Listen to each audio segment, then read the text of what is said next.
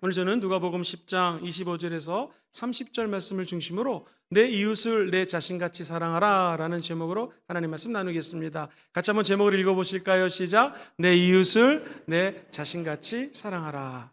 율법 교사가 와서 이렇게 우리 주님께 질문을 합니다. 사실은 질문의 의도가 우리 예수님을 테스트하려고, 시험하려고 이렇게 질문합니다. 예수님, 우리가 어떻게 해야지 영생을 얻을 수 있겠습니까? 우리 주님께서는 율법학자가 와서 질문을 하기 때문에 이렇게 다시 되질문을 합니다. 당신이 생각하는 율법은 무엇입니까? 그랬더니 이분이 이렇게 얘기합니다. 하나님을 마음을 다하고 뜻을 다하고 힘을 다하여 사랑하는 것이고, 둘째로는 너의 하나님을 사랑하는 뿐만 아니라 내 이웃을 내 자신같이 사랑하라 라고 말씀을 했습니다. 율법 교사는 누굽니까? 서기관과 바리새인 같이 율법에 대해서 너무나 잘 아는 사람들입니다. 박사들입니다. 또 율법을 가르치기 때문에 기존의 지식을 입술로 얘기할 수 있는 그 학자의 입술을 갖고 있는 사람들입니다. 뿐만 아니라 종교적으로 의를 주장합니다. 나는 율법을 지키기 때문에 의롭다라는 것이죠. 그러나 우리 예수님은 주님의 가르침은 율법적이지 않다라고 비난합니다. 안식일은 쉬어야 되는데 일을 하고 아픈 자를 고쳐준다라고 우리 예수님의 가르침을 반대하는 사람들입니다. 그래서 예수님을 정죄하고 모독하고 죽이려고 혈안이 된 사람들이 과연 예수님이 이렇게 수없이 많은 사람들이 따르는데 어떻게 해야지 내가 영생을 얻을 수 있겠습니까? 라고 질문을 합니다. 우리 주님이 하나님 사랑, 이웃 사랑, 정답을 얘기하는 걸 보면서 잘하였도다, 옳게 해석을 했으니 너는 이제 그 알을 삶으로 가서 증명하라. 그 아는 대로 다른 사람들을 사랑하라. 그러면 네가 영생을 얻을 것이라고 이야기합니다. 돈이 아주 많은 부자 청년이 예수님께 나와서 비슷한 질문을 합니다. 마태복음에 보니 19장 17절 이하에 이렇게 적혀져 있습니다. 주 예수께서 말씀하시기를 어찌하여 선한 일을 나에게 묻느냐? 선한 이는 오직 한 분이시니라. 네가 생명에 들어가려면 계명들을 지키라. 영생에 들어가려면 계명을 지켜야 된다. 그랬더니 18절에 이렇게 말씀을 하죠. 이르되 어느 계명이 오니까? 라고 부자 청년이 물어보자 예수께서 말씀하시기를 살인하지 말라, 간음하지 말라, 도둑질하지 말라, 거짓 증언하지 말라, 내 부모를 공경하라, 내 이웃을 내 자신과 같이 사랑하라 하신 것이니라. 즉 10계명 중에서 5계명부터 10계명을 지키는 것이 네가 영원히 살 수 있는 길이 열린다라는 것입니다. 바로 율법 안에 사랑이 있고 율법 안에 영생이 있다라는 것이죠. 이웃사랑의 구체적인 실천이 곧 하나님을 사랑한다라는 것이에요. 오늘 하나님을 사랑하면 아멘 해볼까요? 하나님의 사랑과 이웃사랑은 연결이 되어 있습니다. 하나님을 마음을 다하고 뜻을 다하고 생명을 다하여 예배드리는 자, 다시 말해서 성령과 말씀으로 간절히 예배드리는 자에게는 하나님의 사랑이 부음받게 되는 것이죠.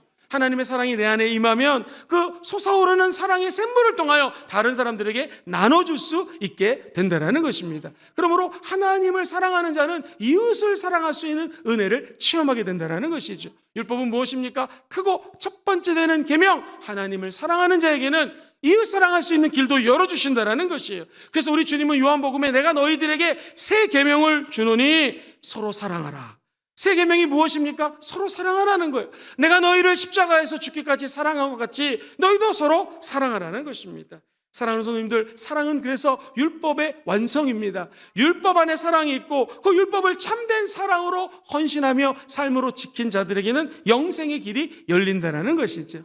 평생 율법 학자였고 바리새인이었고 수없이 많은 하나님의 일을 했던 사도 바울이 사랑에 대해서 이렇게 언급을 합니다. 갈라디아서 5장 14절에 온 율법은 내 이웃 사랑하기를 내 자신같이 하라 하신 한 말씀에서 이루어졌느니라. 율법의 완성이 무엇입니까? 내 이웃을 네 자신과 같이 사랑하면 거기서 이루어지게 된다는 것이죠. 여기서 주목할 것이 있습니다. 율법 안에 영생이 들어있는데 보통 목사님들은 가르치실 때 예수 그리스도를 믿음으로 영생, 영원한 생명을 얻는다고 하셨는데 어째 율법 안에 사랑이 있고 율법 안에 영생이 있다고 말씀하십니까? 사랑하는 성도님들, 율법에 나타난 하나님의 뜻은 뭐냐면 의로움입니다. 예수 믿고 구원받아 의로움이 되는 것처럼 율법을 잘 지키는 자들은 의롭게 산다는 것이죠. 두 번째, 하나님의 율법을 주신 의미는 사랑입니다. 하나님 사랑, 이웃 사랑이라는 것이죠. 뿐만 아니라 세 번째로 이 하나님의 사랑을 입은 자들은 거룩하게 살아갈 수 있는 길이 열린다는 것입니다. 근데 우리 인간은 의인이 될 수 없습니다. 사랑할 수 있는 힘도 우리 안에 없습니다. 그리고 더욱더 거룩하게 살아가는 거 너무나 어렵습니다. 주님은 지난 4,000년 역사 동안 이스라엘 백성들에게 의를 선물로 주고 사랑하고 끝까지 그들을 거룩하라고 격려했지만 사람들이 따라오지 못하는 것을 잘 아셨습니다. 그래서 우리 하나님은 마음을 먹으셨습니다. 이 죄 문제, 사랑할 수 있는 길을 열어주기 위해서는 죄가 없는 사람이 가야 되는데 자기 아들밖에 없는 것이죠. 그때 우리 주님이 십자가를 짊어지고 이 땅에 오셨습니다. 그리고 33년간의 삶을 마치면서 내가 다 이루었다 하면서 저와 여러분들을 의인되는 길을 열어주셨다라는 것입니다. 우리 예수님은 하나님에 의해서 부활하셨습니다. 부활하신 하나님의 능력으로 말미암아 사랑할 수 있는 힘을 부어주신 것이죠. 그리고 예수님 하나님 보좌 우편에 앉으셔서 지금 저와 여러분들에게 보혜사 성령님을 보내주셨습니다. 내 힘으로 거룩하게 될 수 없는데 성령의 은혜가 임하면 우리는 하나님의 능력, 성령의 능력으로 거룩하게 살아갈 수 있는 힘을 갖게 된다는 것입니다.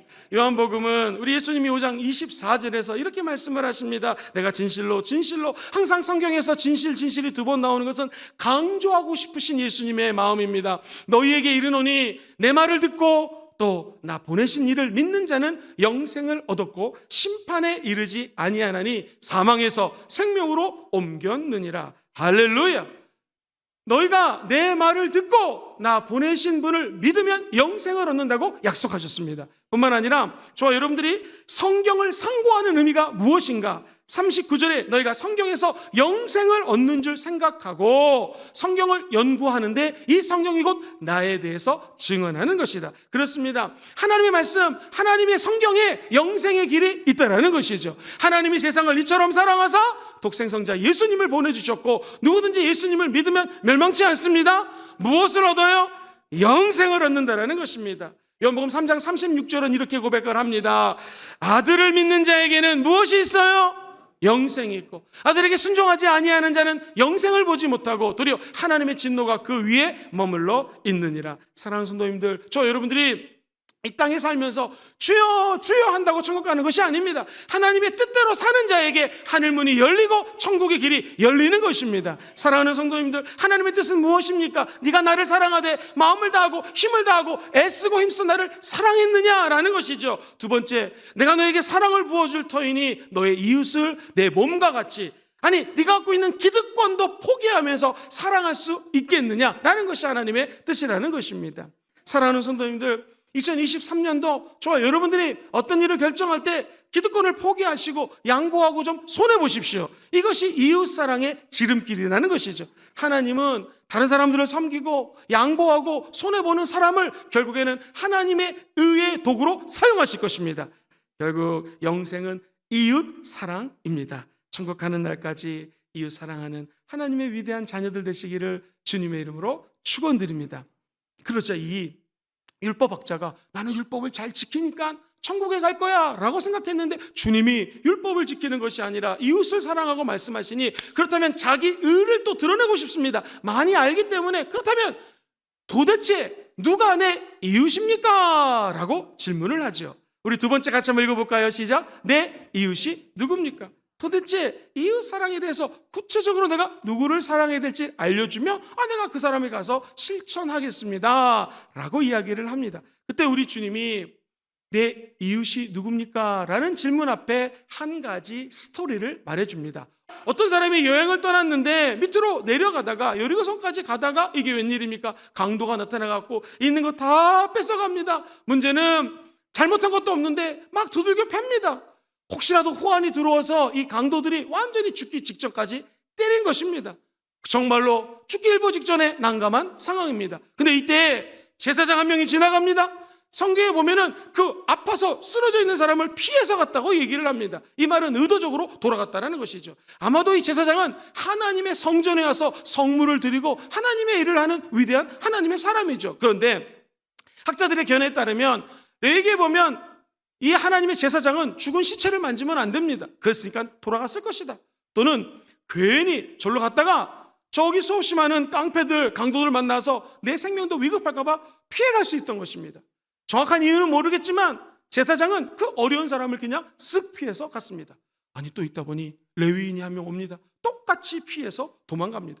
세 번째, 어떤 사람이 다가오는데 여행객입니다. 멀리서 보니까 한 사람이 쓰러져서 앓고 있습니다. 죽을 것 같습니다. 그러자 이 사마리아인, 당시 유대인들이 손가락질하는 개보다도 더 낮게 여겼던 이 이방인이 글로 갑니다. 그리고 먼저 자기 갖고 있는 기름으로 상처에 바릅니다. 당시 기름은 약으로 쓰였습니다. 그것에 진통제 역할을 합니다. 뿐만 아니라 알코올이 있는 이 포도주를 가지고 상처를 소독해 줍니다. 그리고 성경은 그것을 싸매줬다고 얘기를 합니다. 그러니까 아마도 붕대 같은 게 있으면 다면 싸매줬을 것이고, 붕대가 없으면 자기 옷을 찢어서라도 그 상처를 싸매줬을 것입니다. 그러면 여기까지 했으면 많이 도와준 거니까 자기 길을 갈 텐데, 자기 짐승에다가 이 환자를 태웁니다. 짐승은 아마도 낙이었을 거라고 많은 학자들이 얘기를 합니다. 어쨌든 자기 짐승에 태워서 주막에 데리고 갑니다. 주막 사장님, 힘들고 어려운 사람을 제가 좀 모시고 왔습니다. 잘 돌봐주십시오 하고, 성경에 보면 그 다음날 원어에 보면 아침 일찍 길을 떠났다고 얘기합니다. 그러면 이 사마리아 사람은요, 놀고 먹는 사람 아닙니다. 제사장도 바빴고 레위인도 바빴지만 이분도 아침 일찍 나가서 일을 하는 바쁜 사람입니다. 그러면서 주인에게 2데나리온을 줍니다. 많은 금액을 드리면서 나중에 치료할 수 있을 정도로 돈을 드릴 테니까 이분을 좀 돌봐주십시오 라고 하면서 끝까지 환자를 책임지고 그는 자기 길을 떠납니다. 사랑하는 성도님들, 어떤 분이 이렇게 이 말씀을 해석을 했더라고요. 우리 예수님은 강도 만난 사람이 유대인들에게는 배척을 당하지 않았습니까? 예수님도 유대인들에게 배척 당하셨습니다. 그러나 이방인인 사마리아인은 이 아픈 자를 치료해 줬습니다. 그것처럼 우리 주님은 아픈 자, 상한 자, 마음이 여린 자, 내가 죄인임을 깨달은 자들에게 찾아오셔서 저와 여러분들을 돌보아 주신다는 것입니다. 선한 사마리아 사람은 이 아픈 사람을 주막으로 데리고 왔습니다. 주막은 교회를 상징적으로 표현하는 것이죠. 오늘도 이 세상에 나가면 수없이 많은 강도 만난, 마귀 만나고 사탄 만나고 귀신 만나가지고 너무나 눈물을 흘리며 고통당하는 잃어버린 영혼들이 있습니다. 그분들을 예수 십자가의 보혈로 치료해 주시는 여러분 되시기를 주의 이름으로 축원드립니다. 우리가 갖고 있는 성령의 기름 부으심이 넘친다면 그들에게도 성령의 기름 부으심을 좀 나눠주십시오. 나아가 그들을 기도하고 품어주셔서 하나님의 거룩한 전 주막, 하나님의 이 나라로 그 영혼들을 다 모시고 오시게 되기를 주의 이름으로 축원드립니다.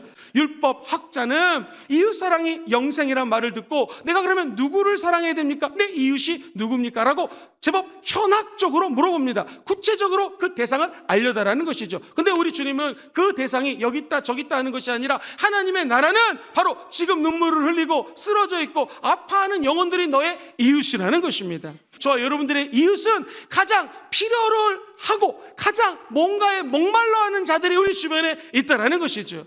우리는 힘이 없어서 그들의 갈증을 채워줄 수 없지만 우리 안에 계신 예수님이 이 놀라운 일을 행하여 주실 줄 믿습니다. 한 주 동안 살아가시면서 이웃을 사랑할 수 있는 힘이 없거든 우리 주님께 예배드려서 그 힘을 받게 되기를 주의 이름으로 축원드립니다. 그 힘과 능력을 받은 자들은 우리 주변에 여러 가지 이유로 강도 만난 자들을 싸매주시고 안아주시고 사랑하는 여러분 되시기를 주의 이름으로 축원드립니다. 말씀을 이렇게 마무리하겠습니다. 누군가가 지금 아파하고 힘들어할 때 그분은 주막에 와서 회복돼야 되는 것처럼 하나님의 영이 거하는 이 성전에 와서 다시 하나님과의 사랑이 회복될지어다, 아픈 몸이 치료될지어다, 우리 교회가 그렇게 쓰임받게 되기를 주의 이름으로 축원드립니다. 오늘 2가지로 말씀을 정리합니다. 도대체 내가 무엇을 해야지 영생을 얻을 수 있겠습니까? 라고 시험하면서 예수님에게 질문한 자에게 우리 주님이 이렇게 말씀하십니다. 영생을 얻기 위해서 마땅히 해야 될 일이 있는데 그것은 이웃 사랑하는 것이라는 것이. 사랑하는 성도님들, 천국 가는 날까지 이웃 사랑하시기를 바랍니다. 그렇다면 도대체 내 이웃이 누굽니까? 이웃 사랑에 대한 구체적인 실천을 어떻게 하면 좋겠습니까? 우리 주님 말씀하십니다. 제사장, 레위인, 사마리아인, 누가 진실로 이웃을 사랑한 사람이냐? 정답, 사마리아인입니다. 그렇다면 우리도 사마리아인처럼 행해야 됩니다. 우리의 알무로 끝나지 않고 삶으로 연결되시기를 주의 이름으로 축원드립니다.